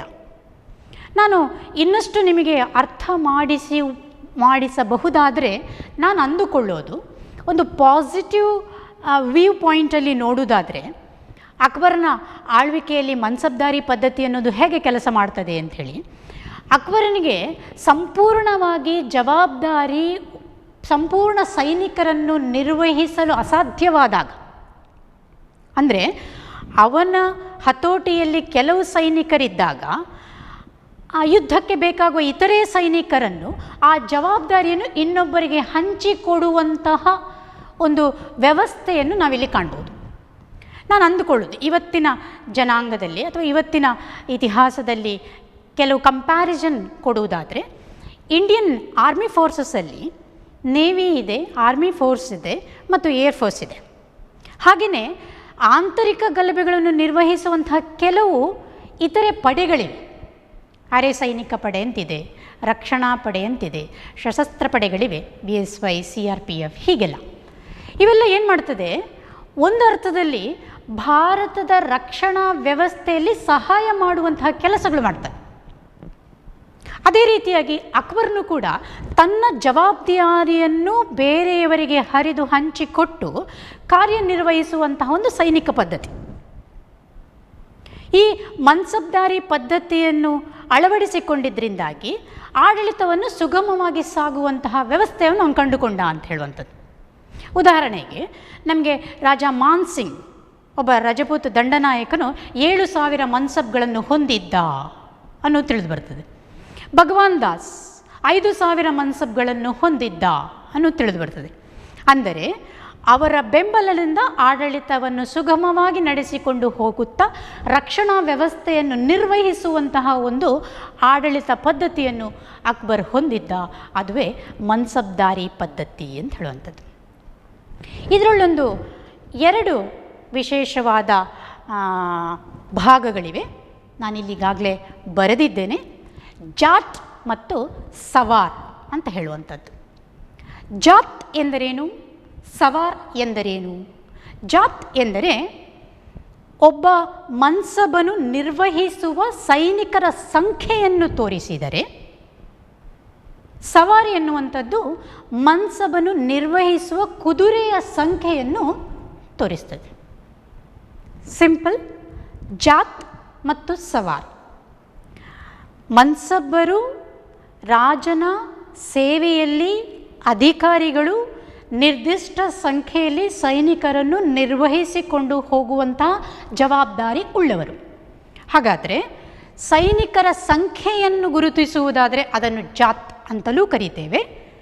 ಅದೇ ರೀತಿ ಕುದುರೆಯ ಸವಾರರ ಸಂಖ್ಯೆಯನ್ನು ತೋರಿಸುವುದಾದರೆ ಅದನ್ನು ಸವಾರ್ ಅಂತಲೂ ಕರೀತೇವೆ. ಇದು ಮನ್ಸಬ್ದಾರಿ ಪದ್ಧತಿ ಅಕ್ಬರ್ ಜಾರಿಗೊಳಿಸಿದಂಥದ್ದು. ಇದೀಗ ಅಕ್ಬರನ ಕಂದಾಯ ನೀತಿಯ ಬಗ್ಗೆ ನೋಡುವ. ರಾಜ ತೋದರಮಲ್ಲ ಅಕ್ಬರ್ನ ಕಂದಾಯ ಮಂತ್ರಿ. ಇವನ ಆಳ್ವಿಕೆಯಲ್ಲಿ ಕಂದಾಯವನ್ನು ಮರು ಸಂಘಟನೆ ಮಾಡಲಾಯಿತು. ಈ ಕಂದಾಯ ಪದ್ಧತಿಯಿಂದಾಗಿ ರಾಜ್ಯದ ಬೊಕ್ಕಸಕ್ಕೆ ಅತ್ಯಂತ ಹೆಚ್ಚಿನ ಆದಾಯವೂ ಕೂಡ ಬಂತು. ರಾಜ ತೋದರಮಲ್ಲನು ಒಂದು ಹೊಸ ಪದ್ಧತಿಯನ್ನು ಜಾರಿಗೊಳಿಸಿದ. ಅದನ್ನು ನಾವು ಜಪ್ತಿ ಪದ್ಧತಿ ಅಂತ ಹೇಳ್ತೇವೆ, ಅಥವಾ ಐನ್ ಇ ದಹಸಲ್. ಜಪ್ತಿ ಪದ್ಧತಿ ಅಥವಾ ದಹಸಲ್ ಎನ್ನುವಂತಹ ಪದ್ಧತಿಯನ್ನು ರಾಜ ತೋದರಮಲ್ಲನು ಪರಿಚಯಿಸಿದ. ರಾಜ ತೋದರಮಲ್ಲನ ಕಂದಾಯ ನೀತಿಯಲ್ಲಿ ಈ ಜಪ್ತಿ ಪದ್ಧತಿಯಲ್ಲಿ ಬರುವಂತಹ 4 ಅಂಶಗಳು ಏನದು? ಮೊದಲನೇದಾಗಿ ಪೋಲಸ್, ಎರಡನೇದ್ದು ಪರೌತಿ, ಮೂರನೇದಾಗಿ ಚಚರ್, 4 ಬಂಜರ್. ಅಂದರೆ ಭೂಮಿಯನ್ನು ಸರ್ವೇಕ್ಷಣೆ ಮಾಡಿ ವೈಜ್ಞಾನಿಕವಾಗಿ ಅಳತೆ ಮಾಡಿ ಆ ಭೂಮಿಯ ಆದಾಯವನ್ನು ಗಮನದಲ್ಲಿ ಇಟ್ಟುಕೊಂಡು ಅದರ ಫಲವತ್ತತೆಯನ್ನು ನೋಡಿ ಕಂದಾಯವನ್ನು ನಿಗದಿಪಡಿಸುವಂತಹ ಒಂದು ಪದ್ಧತಿ. ಈಗ ಇಲ್ಲಿ ಬರೆದಂತಹ 4 ಭಾಗಗಳು ಭೂಮಿಗೆ ಸಂಬಂಧಪಟ್ಟಂತಹ ಭಾಗಗಳು. ಅಂದರೆ ಮೊದಲನೇದಾಗಿ ಪೋಲಸ್. ಪೋಲಸ್ ಭೂಮಿ ಅಂದರೆ ಭೂಮಿ ಅತ್ಯಂತ ಫಲವತ್ತತೆಯಿಂದ ಕೂಡಿದ್ದು ಉತ್ಪಾದನೆಯನ್ನು ಸದಾ ಮಾಡಿಕೊಂಡು ಬರುವಂತಹ ಭೂಮಿಯಾಗಿರ್ತದೆ. ಎರಡನೇದಾಗಿ ಪರೌತಿ. ಪರೌತಿ ಅಂದರೆ ಭೂಮಿಯ ಫಲವತ್ತತೆಯನ್ನು ಮತ್ತೆ ಪಡೆದುಕೊಳ್ಳಲಿಕ್ಕೆ ಅದನ್ನು ಒಂದಷ್ಟು ಸಮಯ ಹಾಗೆ ಬಿಡುವುದು. ಭೂಮಿಯ ಫಲವತ್ತತೆಯನ್ನು ಪಡೆದುಕೊಳ್ಳೋದಕ್ಕಾಗಿ ಆ ಭೂಮಿಯಲ್ಲಿ ಯಾವುದೇ ಬೆಳೆಯನ್ನು ಬೆಳೆಯದೆ 1 ರಿಂದ 2 ವರ್ಷಗಳ ಕಾಲ ಉಳುಮೆ ಮಾಡದೆ ಹಾಗೆ ಇಡುವಂಥದ್ದು. ಹಾಗೆಯೇ ಮೂರನೇದಾಗಿ ಚಚರ್. ಚಚರ್ ಅಂದರೆ ಭೂಮಿಯ ಫಲವತ್ತತೆ ಇನ್ನಷ್ಟು ಕಡಿಮೆ ಇರುವ ಕಾರಣಕ್ಕೆ ಉತ್ಪಾದನೆಯನ್ನು ಪಡೆಯುವುದಕ್ಕೋಸ್ಕರ 3 ರಿಂದ 4 ವರ್ಷಗಳ ಕಾಲ ಭೂಮಿಯನ್ನು ಖಾಲಿ ಬಿಡುವುದು, ಉಳುಮೆ ಮಾಡದೇ ಇರುವುದು. ಕೊನೆಯದಾಗಿ 4ನೇಯದ್ದು ಬಂಜರ್. ಬಂಜರ್ ಅಂದರೆ ಬಂಜರು ಭೂಮಿ ಅಂತ ಹೇಳ್ತೇವೆ. ಅಂದರೆ ಫಲವತ್ತತೆ 5 ವರ್ಷಗಳಿಗಿಂತ ಹೆಚ್ಚು ಯಾವುದೇ ಉಳುಮೆ ಮಾಡಲಿಕ್ಕೆ ಆಗದೇ ಇರುವಂತಹ ಭೂಮಿ. ಈ ರೀತಿ ಭೂಮಿಯನ್ನು ವರ್ಗೀಕರಿಸಿಕೊಂಡು ಅದರ ಆಧಾರದ ಮೇಲೆ ಕಂದಾಯವನ್ನು ನಿಗದಿಪಡಿಸಲಾಗ್ತಿತ್ತು.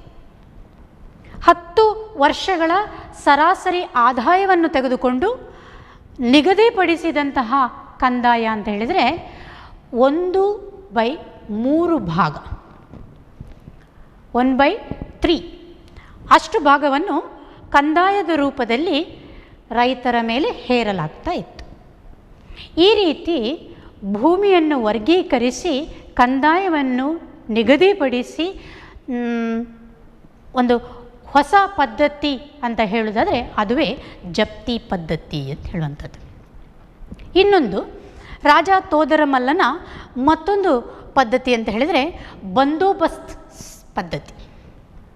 ಏನಿದು ಬಂದೋಬಸ್ತ್ ಪದ್ಧತಿ ಅಂತ ಹೇಳಿದರೆ? ಕಂದಾಯ ಮಂತ್ರಿಯಾಗಿದ್ದಂತಹ ರಾಜ ತೋದರಮಲ್ಲನು ಪರಿಚಯಿಸಿದ ಬಂದೋಬಸ್ತ್ ಪದ್ಧತಿ ಅಂದರೆ ಸುಗ್ಗಿ ಕಾಲದಲ್ಲಿ ಅಧಿಕಾರಿಗಳು ರೈತರ ಬಳಿ ಹೋಗಿ ಅವರಿಗೆ ಸಲಹೆ ಸೂಚನೆಗಳನ್ನು ಕೊಡೋದು. ಅಲ್ಲಿಯ ಬೆಳೆದ ಬೆಳೆಗಳನ್ನು ವೀಕ್ಷಣೆ ಮಾಡಿ ಆ ಬೆಳೆಗಳಿಗೆ ಸೂಕ್ತವಾದ ಸಲಹೆಗಳನ್ನು ನೀಡಿ ಅವರಿಗೆ ಸಾಲ ಸೌಲಭ್ಯಗಳನ್ನು ನೀಡುವ ಮಾಹಿತಿಯನ್ನು ಕೊಟ್ಟು ಸಾಲ ಸೌಲಭ್ಯಗಳು ಹೇಗೆ ಉಪಯೋಗಿಸಲ್ಪಡುತ್ತವೆ ಮತ್ತು ಅವುಗಳನ್ನು ಹೇಗೆ ಮರುಪಾವತಿಸುವುದು, ಕಡಿಮೆ ಬೆಲೆಯಲ್ಲಿ ಹೇಗೆ ಅವುಗಳನ್ನು ಮರುಪಾವತಿಸಬಹುದು ಎನ್ನುವಂಥ ರೀತಿಯಲ್ಲಿ ಈ ಒಂದು ಹೊಸ ಪದ್ಧತಿಯನ್ನು ಜಾರಿಗೆಗೊಳಿಸಿದ ಅದುವೇ ಬಂದೋಬಸ್ತ್ ಪದ್ಧತಿ ಅಂತ ಹೇಳುವಂಥದ್ದು. ಇಲ್ಲಿವರೆಗೆ ಅಕ್ಬರನ ಆಡಳಿತ ವ್ಯವಸ್ಥೆಯಲ್ಲಿ ಮನ್ಸಬ್ದಾರಿ ಪದ್ಧತಿ ಮತ್ತು ಕಂದಾಯ ಪದ್ಧತಿಯನ್ನು ನೋಡಿದೆವು. ಈಗ ಅವನ ಧಾರ್ಮಿಕ ನೀತಿಯನ್ನು ನೋಡುವ. ಅಕ್ಬರ್ ಒಬ್ಬ ಉತ್ತಮ ಆಡಳಿತ ಮುತ್ಸದ್ದಿಯಾಗಿ ಧಾರ್ಮಿಕ ನೀತಿಯನ್ನು ಹೇಗೆ ಅನುಸರಿಸಿದನು? ಒಂದು ಉದಾಹರಣೆಯನ್ನು ತೆಗೆದುಕೊಳ್ಳೋದಾದರೆ ಅಬುಲ್ ಫಜಲ್ ಒಂದು ಕಡೆ ಬರೀತಾನೆ. ಏನಂತ? ಅಕ್ಬರನು ದಿನದ 5 ಬಾರಿ ನಮಾಜ್ ಮಾಡ್ತಾ ಇದ್ದ, ಕಟ್ಟ ಇಸ್ಲಾಮಿನ ಅನುಯಾಯಿಯಾಗಿದ್ದ, ಧರ್ಮವನ್ನು ಚಾಚೂ ತಪ್ಪದೆ ಪಾಲಿಸುತ್ತಿದ್ದ ಅಂತ ಹೇಳಲಾಗುತ್ತೆ. ಹಾಗಾದರೆ ಒಬ್ಬ ಮುಸ್ಲಿಂ ದೊರೆಯಾಗಿದ್ದಂಥ ಅಕ್ಬರನು, ಇಸ್ಲಾಂ ಧರ್ಮದ ಅನುಯಾಯಿಯಾಗಿದ್ದವನು, ಮೊಘಲ್ ಸಾಮ್ರಾಜ್ಯದಲ್ಲಿ ಇದ್ದಂತಹ ಇತರೆ ಧರ್ಮಗಳ ಜೊತೆಯಲ್ಲಿ ಯಾವ ರೀತಿಯ ಸಂಬಂಧವನ್ನು ಅವನು ಹೊಂದಿದ್ದನು, ಅವನ ಧಾರ್ಮಿಕ ನೀತಿ ಆಡಳಿತ ವ್ಯವಸ್ಥೆಯಲ್ಲಿ ಹೇಗಿತ್ತು ಅನ್ನುವುದನ್ನು ತಿಳಿದುಕೊಳ್ಳುವುದಾದರೆ ಕೆಲವು ಉದಾಹರಣೆಗಳನ್ನು ಕೊಡ್ಬೋದು. ಅಕ್ಬರ್ ಸಹಕಾರ ಮನೋಭಾವನೆಯನ್ನು ಎಲ್ಲ ಧರ್ಮಗಳ ಜೊತೆಯಲ್ಲಿ ಹೊಂದಿದ್ದನು ಅನ್ನುವುದನ್ನು ಹೇಳುವುದಾದರೆ ಹಿಂದೂ ಮಡದಿಯರನ್ನು ತಾನು ಹೊಂದಿದ್ದ. ಅಂದರೆ ಹಿಂದೂ ರಾಣಿಯರನ್ನು ಮದುವೆಯಾದಂತಹ ಉದಾಹರಣೆಗಳಿವೆ. ಅದೇ ರೀತಿ ಹಿಂದೂ ಹಬ್ಬಗಳಲ್ಲಿ ತಾನು ಸಕ್ರಿಯನಾಗಿ ಭಾಗವಹಿಸ್ತಾ ಇದ್ದ. ಅಷ್ಟು ಮಾತ್ರವಲ್ಲ, ಹಿಂದೂಗಳನ್ನು ತನ್ನ ಅಧಿಕಾರದಲ್ಲಿ ಉನ್ನತ ಸ್ಥಾನಗಳಿಗೆ ನೇಮಕ ಮಾಡಿದ್ದ. ಹಿಂದೂಗಳಿಗೆ ತಮ್ಮ ಧಾರ್ಮಿಕ ಸ್ಥಳಗಳನ್ನು ಹೊಂದುವ, ಧಾರ್ಮಿಕ ಸ್ಥಳಗಳನ್ನು ಕಟ್ಟುವ ಅಧಿಕಾರಗಳನ್ನು ಕೊಟ್ಟಿದ್ದ. ಹಾಗೇನೆ ನಾನಿಲ್ಲಿ ಬರೆದಿರುವಂತಹ ಡೇಟ್ ನೋಡಿ, ಸ 1563ರಲ್ಲಿ ಅಕ್ಬರ್ ಯಾತ್ರಾ ತೆರಿಗೆಯನ್ನು ರದ್ದುಗೊಳಿಸಿದ. ಅಂದರೆ ಮುಸ್ಲಿಮೇತರರು ತಮ್ಮ ಧಾರ್ಮಿಕ ಸ್ಥಳಗಳಿಗೆ ಭೇಟಿ ಕೊಟ್ಟಾಗ ಅವರು ಕೊಡ್ತಾ ಇದ್ದಂತಹ ತೆರಿಗೆಯನ್ನು ರದ್ದುಗೊಳಿಸಿದ. ಅಂತೆಯೇ ಜಿಜಿಯಾ ತೆರಿಗೆಯನ್ನು ರದ್ದುಗೊಳಿಸಿದ. ಜಿಜಿಯಾ ಎಂದರೆ ಮುಸ್ಲಿಮೇತರರು ಕಟ್ಟುತ್ತಿದ್ದಂತಹ ಧಾರ್ಮಿಕ ತೆರಿಗೆ. ಒಬ್ಬ ಉದಾರವಾದಿ ರಾಜನಾದಂತಹ ಅಕ್ಬರನು ಹಿಂದೂಗಳಿಗೆ ನೀಡಿದಂತಹ ಸೌಲಭ್ಯಗಳನ್ನು ಸ್ಮರಿಸಿಕೊಳ್ಳುವಾಗ ಈ ಯಾತ್ರಾ ತೆರಿಗೆಯನ್ನು ರದ್ದುಗೊಳಿಸಿದ್ದು, ಜಿಜಿಯಾ ತೆರಿಗೆಗಳನ್ನು ರದ್ದುಗೊಳಿಸಿದ್ದು ಮತ್ತು ಬಾಲ್ಯ ವಿವಾಹ ಸತಿ ಪದ್ಧತಿಯನ್ನು ಕೂಡ ರದ್ದುಗೊಳಿಸಿದ್ದು, ಅದನ್ನು ನಿಷೇಧಿಸಿದ್ದು ಇಲ್ಲಿ ನಾವು ಉದಾಹರಣೆಯೊಂದಿಗೆ ತೆಗೆದುಕೊಳ್ಳುವಂಥದ್ದು. ಅದರ ಜೊತೆಯಲ್ಲಿ ವಿಧವಾ ಮರುವಿವಾಹಕ್ಕೆ ಪ್ರೋತ್ಸಾಹವನ್ನು ನೀಡಿದ್ದು ಕೂಡ ಅಕ್ಬರನ ಧಾರ್ಮಿಕ ನೀತಿಗೆ ನಿದರ್ಶನಗಳು ಅಂಥೇಳಿ. ಅಕ್ಬರನು ಎಲ್ಲ ಧರ್ಮದವರ ಜೊತೆಯಲ್ಲಿ ಸಹಬಾಳ್ವೆಯನ್ನು ನಡೆಸುವ ಧೀಮಂತ ವ್ಯಕ್ತಿತ್ವ ಅಕ್ಬರನದು ಆಗಿತ್ತು ಎನ್ನುವಂಥದ್ದು. ಇದೇ ರೀತಿ ಅವನ ಧಾರ್ಮಿಕ ನೀತಿಯಲ್ಲಿ ಒಂದು ವಿಶೇಷವಾದಂತಹ ಧರ್ಮವನ್ನು ಅವನು ಅನುಸರಿಸಿದನು. ಅದುವೇ ದೀನ್ ಇಲಾಹಿ ಎನ್ನುವಂತಹ ಹೊಸ ಧರ್ಮ. 1581-82ರಲ್ಲಿ ಈ ಹೊಸ ಧರ್ಮವನ್ನು ಅವನು ಪರಿಚಯಿಸಿದ. ನೋಡಿ, ಅದನ್ನು ತೌದೀತ್ ಇ ಇಲಾ ಅಥವಾ ದೈವಿಕ ಏಕದೇವತಾವಾದ ಅಂತ ಕರೀತಾರೆ. ಅಕ್ಬರನ ದೀನ್ ಇಲಾಹಿ, ಈ ಹೊಸ ಧರ್ಮ ಶಾಂತಿ ತತ್ವದ ಮೇಲೆ ಆಧರಿಸಿರುವಂಥದ್ದು. ಅಂದರೆ ಎಲ್ಲ ಧರ್ಮವನ್ನು ಒಳಗೊಂಡ ಶಾಂತಿ ತತ್ವದ ಆಧಾರದ ಮೇಲೆ ಒಂದು ಹೊಸ ಧರ್ಮದ ಉದಯವಾಯಿತು. ಅದುವೇ ದೀನ್ ಇಲಾಹಿ, ದೀನ್ ಇ ಇಲಾಹಿ ಅಥವಾ ತೌದೀತ್ ಇ ಇಲಾ ಎನ್ನುವಂತಹ ಒಂದು ಹೊಸ ಧರ್ಮವನ್ನು ಪರಿಚಯಿಸಿದ. ಇನ್ನೊಂದು ಧಾರ್ಮಿಕ ನೀತಿಯಲ್ಲಿ ನಾವು ಗಮನಿಸುವಂತಹ ಒಂದು ಅಂಶ ಅಂತ ಹೇಳಿದರೆ, 1582ರಲ್ಲಿ ಫತೇಪುರ್ ಸಿಕ್ರಿ ಎಂಬಲ್ಲಿ ಇಬಾದತ್ ಖಾನಾ ಎಂಬಂತಹ ಒಂದು ಕಟ್ಟಡವನ್ನು ನಿರ್ಮಾಣ ಮಾಡಿದ. ಇಬಾದತ್ ಖಾನಾ, ಈ ಕಟ್ಟಡದ ಉದ್ದೇಶ ಏನು ಅಂತ ಹೇಳಿದರೆ, ಎಲ್ಲ ಧಾರ್ಮಿಕ ಮುಖಂಡರುಗಳು ಇಲ್ಲಿ ಸಭೆ ಸೇರುವಂಥದ್ದು. ಈ ಸಭೆಯಲ್ಲಿ ಧಾರ್ಮಿಕ ವಿಷಯಗಳನ್ನು ಚರ್ಚೆ ಮಾಡುವಂತಹದ್ದು. ಚರ್ಚೆ ಮಾಡಿದ ತದನಂತರ ಎಲ್ಲ ಧರ್ಮಗಳ ಉನ್ನತ ವಿಚಾರಗಳನ್ನು, ನೈತಿಕ ಮೌಲ್ಯಗಳನ್ನು ಎತ್ತಿ ಹಿಡಿಯುವಂಥದ್ದು, ಅದನ್ನು ಅನುಸರಿಸುವಂತೆ ಜನರಿಗೆ ಹೇಳುವಂಥದ್ದು. ಉದಾಹರಣೆಗೆ, ಆ ಕಾಲದಲ್ಲಿ ಇದ್ದಂತಹ ಜೈನ ಧರ್ಮವಿರಲಿ, ಬೌದ್ಧ ಧರ್ಮವಿರಲಿ, ಹಿಂದೂ, ಕ್ರೈಸ್ತ, ಮುಸ್ಲಿಂ ಧರ್ಮಗಳ ಧಾರ್ಮಿಕ ಮುಖಂಡರೆಲ್ಲ ಇಬಾದತ್ ಖಾನದಲ್ಲಿ ಸಭೆ ಸೇರೋದು, ಚರ್ಚೆ ಮಾಡೋದು, ಧರ್ಮಗಳ ವಿಷಯಗಳಲ್ಲಿ ಉನ್ನತ ವಿಚಾರಗಳನ್ನು ಹೊರಗೆ ಹಾಕೋದು, ಆ ವಿಚಾರಗಳನ್ನು ಜನರಿಗೆ ಅನುಸರಿಸುವಂತೆ ಮಾಡುವಂಥದ್ದು. ಈ ಅಕ್ಬರನ ಹೊಸ ಧಾರ್ಮಿಕ ನೀತಿಯಲ್ಲಿ ಅವನು ಯಾರನ್ನು ಒತ್ತಾಯಪೂರ್ವಕವಾಗಿ ಈ ಧರ್ಮಕ್ಕೆ ಸೇರಬೇಕು ಅಂತ ಒತ್ತಾಯ ಮಾಡಲಿಲ್ಲ. ಒತ್ತಾಯಪೂರ್ವಕವಾದ ಧರ್ಮ ಇದಾಗಿರಲಿಲ್ಲ. ಇವನ ಈ ಧರ್ಮವು ಅವನಿರುವಲ್ಲಿಯವರೆಗೆ, ಅವನ ನಂತರ ಇದು ಅವನತಿಯನ್ನು ಕಂಡುಕೊಂಡದ್ದನ್ನು ನಾವು ನೋಡ್ತೇವೆ. ಒಂದು ಸಣ್ಣ ಉದಾಹರಣೆಯನ್ನು ಕೊಡುವುದಾದರೆ, ಈ ಧಾರ್ಮಿಕ ನೀತಿಯಲ್ಲಿ ಅನುಸರಿಸಬೇಕಾದಂತಹ ಕೆಲವು ವಿಧಿವಿಧಾನಗಳು ಅಂತ ಹೇಳ್ಬೋದು. ಏನು ಅಂತ ಹೇಳಿದರೆ, ಅಗ್ನಿಯನ್ನು ಪೂಜಿಸುವುದಿರ್ಬೋದು, ಹುಟ್ಟು ಹಬ್ಬಗಳನ್ನು ಎಲ್ಲರೊಂದಿಗೆ ಆಚರಿಸುವುದಿರಬಹುದು, ಅಥವಾ ಅಪ್ರಾಪ್ತ ಬಾಲಕಿಯರನ್ನು, ವಯಸ್ಸಾದವರನ್ನು ಮದುವೆ ಆಗದೇ ಇರುವಂತಹದ್ದು. ಈ ರೀತಿಯ ಕೆಲವು ಪದ್ಧತಿಗಳನ್ನು ಅನುಸರಿಸಿಕೊಂಡು ಹೊಸ ಧರ್ಮವನ್ನು ಪರಿಚಯಿಸಿದ ಅಕ್ಬರ್. ಇದಿಷ್ಟು ಅಕ್ಬರನ ಆಡಳಿತದ ವ್ಯವಸ್ಥೆ ಆಯಿತು. ಈ ಮೂರನೇ ಭಾಗಕ್ಕೆ ಹೋಗುವುದಾದರೆ, ಅಕ್ಬರನ ಸಾಂಸ್ಕೃತಿಕ ಕೊಡುಗೆಗಳು ಎಂತಹವು? ಅಕ್ಬರ್ ಸಾಹಿತ್ಯವನ್ನು ಪೋಷಿಸಿದನೇ? ಕಲೆ ಮತ್ತು ವಾಸ್ತುಶಿಲ್ಪಗಳನ್ನು ಬೆಳೆಸಿದನೇ? ಹೌದು.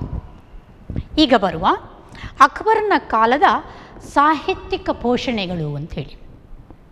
ಸಾಹಿತ್ಯಿಕವಾಗಿ ಟರ್ಕಿ, ಪರ್ಷಿಯಾ, ಹಿಂದಿ, ಸಂಸ್ಕೃತ ಭಾಷೆಗಳಲ್ಲಿ ಹಲವಾರು ಕೃತಿಗಳನ್ನು ರಚಿಸಿದಂತಹ ಕಾಲ ಅಕ್ಬರನದಾಗಿತ್ತು. ನಾವು ವಿಶೇಷವಾಗಿ ಇಲ್ಲಿ ನೋಡುವಂತಹ ಕೆಲವು ಕೃತಿಗಳು ಇಂತಿವೆ. ಮೊದಲನೇದಾಗಿ ಪರ್ಷಿಯಾ ಭಾಷೆಗೆ ತರ್ಜುಮೆಗೊಂಡಂತಹ ಭಾರತದ ಸಂಸ್ಕೃತ ಕೃತಿಗಳು. ಸಂಸ್ಕೃತದಲ್ಲಿ ಬರೆಯಲ್ಪಟ್ಟಂತಹ ಕೃತಿಗಳನ್ನು ಪರ್ಷಿಯಾ ಭಾಷೆಗೆ ತರ್ಜುಮೆಗೊಳಿಸಲಾಯಿತು. ಅವುಗಳಲ್ಲಿ ಪ್ರಮುಖವಾದಂತಹ ಗ್ರಂಥಗಳೆಂದರೆ ರಾಮಾಯಣ, ಮಹಾಭಾರತ, ನಳದಮಯಂತಿ, ಪಂಚತಂತ್ರ, ರಾಜತರಂಗಿಣಿ, ಅಥರ್ವವೇದ. ಇವುಗಳೆಲ್ಲ ಆಗಿನ ಕಾಲದಲ್ಲಿ ರಾಜಮನ್ನಣೆಯನ್ನು ಗಳಿಸಿ ರಾಜನಿಂದ ಪ್ರೋತ್ಸಾಹಿಸಲ್ಪಟ್ಟು ಪರ್ಷಿಯಾ ಭಾಷೆಗಳಿಗೆ ತರ್ಜುಮೆಗೊಂಡಂತಹ ಗ್ರಂಥಗಳು. ಇನ್ನು ಅಕ್ಬರ್ನ ಕಾಲಕ್ಕೆ ಬರುವುದಾದರೆ, ರಚಿಸಿದ ಇತರೆ ಕೃತಿಗಳೆಂದರೆ ಅಕ್ಬರ್ನ ಆಸ್ಥಾನದಲ್ಲಿ ಇದ್ದಂತಹ ಅಬುಲ್ ಫಜಲ್ ಬರೆದಂಥ ಎರಡು ಪ್ರಮುಖ ಕೃತಿಗಳು. ಒಂದು ಅಕ್ಬರ್ನಾಮ, ಇನ್ನೊಂದು ಐನ್ ಇ ಅಕ್ಬರಿ. ನೆನಪಿಟ್ಟುಕೊಳ್ಳಿ, ಈ ಪ್ರಶ್ನೆ 2 ಅಂಕಕ್ಕೆ ಬರುವಂಥದ್ದು. ಅಬುಲ್ ಫಜಲ್ ಬರೆದ ಎರಡು ಕೃತಿಗಳು, ಇತಿಹಾಸಕಾರನಾದಂತಹ ಅಬುಲ್ ಫಜಲ್ ಬರೆದಂತಹ 2 ಕೃತಿಗಳು. ಅದರಲ್ಲಿ ಒಂದು ಅಕ್ಬರ್ ನಾಮ, ಇನ್ನೊಂದು ಐನ್ ಇ ಅಕ್ಬರಿ. ಮತ್ತೋರ್ವ ಇತಿಹಾಸಕಾರ ಅಕ್ಬರ್ನ ಕಾಲದ್ದು ಬದೌನಿ ಬರೆದಂತಹ ಕೃತಿ ಮುಂತಕಾಬ್ ಉಲ್ ತವಾರಿಕ್. ಅಕ್ಬರ್ನ ಕಾಲದ ಸಾಹಿತ್ಯಿಕ ಕೃತಿಗಳಲ್ಲಿ ಪ್ರಮುಖವಾದಂತಹದ್ದು ಅಬುಲ್ ಫಜಲ್ನ ಐನ್ ಇ ಅಕ್ಬರಿ ಮತ್ತು ಅಕ್ಬರ್ನಾಮ, ಮತ್ತು ಬದೌನಿ ಬರೆದ ಮುಂತಕಾಬ್ ಉಲ್ ತವಾರಿಕ್. ಇನ್ನು ಅಕ್ಬರ್ನ ಕಾಲದಲ್ಲಿ ಇದ್ದಂತಹ ಇತರೆ ವಿದ್ವಾಂಸಕಾರರು ತುಳಸಿದಾಸ್, ಸೂರ್ದಾಸ್, ಅಬ್ದುಲ್ ರಹೀಮ್, ರಕ್ಷನ್ ಮತ್ತು ಇತರೆ. ತುಳಸಿದಾಸರ ರಾಮಚರಿತಮಾನಸ, ಸೂರ್ದಾಸರ ಸೂರ್ಸಾಗರ್, ಅಬ್ದುಲ್ ರಹೀಮರ ರಹೀಮ್ ಸತ್ಸಾಹಿ, ಇದು ಪ್ರಮುಖವಾದ ಗ್ರಂಥಗಳು ಅಕ್ಬರ್ನ ಕಾಲದಲ್ಲಿ ರಚಿಸಲ್ಪಟ್ಟಂತಹವು. ಇನ್ನು ಕೊನೆಯ ಹಂತಕ್ಕೆ ಬರುವ, ಅಕ್ಬರ್ನ ಕಾಲದಲ್ಲಿ ಕಲೆ ಮತ್ತು ವಾಸ್ತುಶಿಲ್ಪ ಯಾವ ಹಂತದಲ್ಲಿತ್ತು? ಕಲೆ ಮತ್ತು ವಾಸ್ತುಶಿಲ್ಪಕ್ಕೆ ಅಕ್ಬರ್ನು ಕೊಟ್ಟಂತಹ ಪ್ರೋತ್ಸಾಹ ಎಂಥದ್ದು?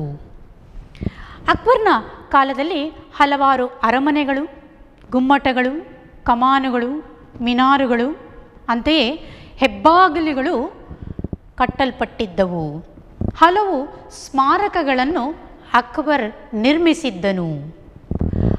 ಕೆಲವು ಪ್ರಮುಖವಾದಂತಹ ಆತನ ಕಟ್ಟಡಗಳೆಂದರೆ ದಿವಾನಿ ಆಮ್, ದಿವಾನಿ ಖಾಸ್, ಬುಲಂದ್ ದರ್ವಾಜಾ, ಆಗ್ರಾ ಕೋಟೆ, ಮತ್ತು ಸಲೀಂ ಚಿಸ್ತಿಯ ಗೋರಿ ಹಾಗೆ ಇತರ ಕಟ್ಟಡಗಳು, ಅದರಲ್ಲಿ ಪ್ರಮುಖವಾಗಿ ನಿಲ್ಲುವಂತಹದ್ದು ಜೋಧಾಬಾಯಿ ಅರಮನೆ. ಅಕ್ಬರ್ನ ಕಾಲದ ಪ್ರಮುಖ ಕಟ್ಟಡಗಳೆಂದರೆ ಜೋಧಾಬಾಯಿ ಅರಮನೆ, ನಂತರ ಪಂಚಮಹಲ್, ಆಗ್ರಾ ಕೋಟೆ, ದಿವಾನ್ ಇ ಆಮ್, ದಿವಾನ್ ಇ ಖಾಸ್, ಹಾಗೆಯೇ ಬುಲಂದ್ ದರ್ವಾಜಾ. ಇದು ಅಕ್ಬರ್ನ ಕಾಲದಲ್ಲಿ ನಿರ್ಮಿಸಲ್ಪಟ್ಟಂತಹ ಪ್ರಮುಖವಾದಂತಹ ಕಟ್ಟಡಗಳು. ಕೊನೆಯದಾಗಿ ಅಕ್ಬರ್ನ ಬಗ್ಗೆ ಒಂದಷ್ಟು ಮಾತುಗಳನ್ನು ಹೇಳುವುದಾದರೆ, ಈಗಾಗಲೇ ನಾವು ತಿಳಿದುಕೊಂಡಂತೆ ಅಕ್ಬರ್ ಒಬ್ಬ ನಿರಕ್ಷರ ಕುಕ್ಷಿ, ವಿದ್ಯಾಭ್ಯಾಸದಿಂದ ವಂಚಿತನಾದವನು. ಆದರೆ ಇತಿಹಾಸದಲ್ಲಿ, ಭಾರತದ ಇತಿಹಾಸದಲ್ಲಿ ಮೆರೆಯುವಂಥವನು. ಯಾಕೆಂದರೆ ಅವನಿಗಿದ್ದಂತಹ ವಿವೇಚನಾ ಶಕ್ತಿ, ಅವನ ತೀಕ್ಷ್ಣ ಬುದ್ಧಿ, ಸುಧಾರಣೆಗಳಂತಹ ರೀತಿ, ಅವನ ವಿವಿಧ ಆಡಳಿತ ವ್ಯವಸ್ಥೆಯಲ್ಲಿ ಅನುಸರಿಸಿದಂತಹ ಪ್ರಮುಖವಾದ ಅಂಶಗಳು, ಆತನ ರಜಪೂತ ನೀತಿ ಇರಲಿ, ಧಾರ್ಮಿಕ ನೀತಿಯಾಗಿರಲಿ, ಅಥವಾ ಅವನ ಇತರೆ ಕೊಡುಗೆಗಳನ್ನು ನಾವು ಗಮನಿಸುವಾಗ ಅಕ್ಬರನಿಗೆ ಅಕ್ಬರ್ ಮಹಾಶಯ ಎನ್ನುವಂಥದ್ದು ಸೂಕ್ತವಾದಂತಹದ್ದು. ಇನ್ನೊಂದು ವಿಷಯ ಕೊನೆಯದಾಗಿ ನಾನು ಹೇಳಬೇಕು ಅಂತ ಬಯಸೋದು, ಕೆಲವು ನಾನು ಚಿತ್ರಕಲೆಗಳನ್ನು ನೋಡಿದೆ. ಅಕ್ಬರ್ನ ಚಿತ್ರಕಲೆಯಲ್ಲಿ ಅಕ್ಬರನು ಪುಸ್ತಕ ಹಿಡಿದು ಓದುವಂತಹ ಒಂದು ಚಿತ್ರ ಇದೆ. ಹಾಗಾದರೆ ಅವನ ಸಮಕಾಲೀನ ಚಿತ್ರಕಾರರು ಅಕ್ಬರ್ನನ್ನು ಪುಸ್ತಕ ಹಿಡಿದು ಚಿತ್ರಿಸಿದ್ದಾರೆ ಅಂತ ಹೇಳಿದರೆ, ಅವನಲ್ಲಿ ಇದ್ದಂತಹ ಅಗಾಧವಾದ ಜ್ಞಾನ, ಅವನಲ್ಲಿ ಇದ್ದಂತಹ ವಿಶೇಷವಾದ ಒಂದು ಶಕ್ತಿ ಮುಂದಿನ ಜನಾಂಗಕ್ಕೆ ಅವನೊಂದು ಮಾದರಿ ಎನ್ನುವಂತಹ ಒಂದು ನಿಟ್ಟಿನಲ್ಲಿ ಅಕ್ಬರನ ಸೈನಿಕ ಸಾಧನೆ, ಧಾರ್ಮಿಕ ನೀತಿ, ರಜಪೂತ ನೀತಿ, ಆತನ ಸಾಹಿತ್ಯಿಕ ಪೋಷಣೆ ಮತ್ತು ಆತನ ಕಲೆ ವಾಸ್ತುಶಿಲ್ಪಗಳ ಬಗ್ಗೆ ಇವತ್ತು ನಾವು ತಿಳಿದುಕೊಂಡಿದ್ದೇವೆ.